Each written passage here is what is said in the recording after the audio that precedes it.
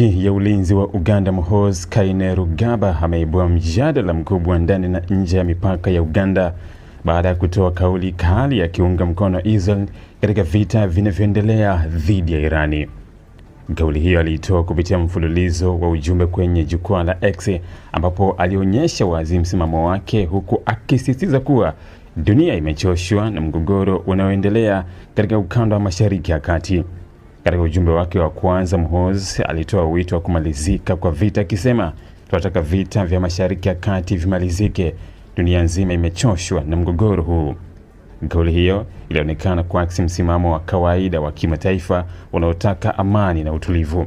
Hata hivyo, hali ilibadilika haraka alipotoa kauli nyingine kali zaidi iliyovuta hisia na tafsiri tofauti kutoka kwa wachambuzi wa siasa na diplomasia. Alisema, "Ikiwa yeyote atajaribu kuiangamiza Israel, Uganda itaingia moja kwa moja kuitetea."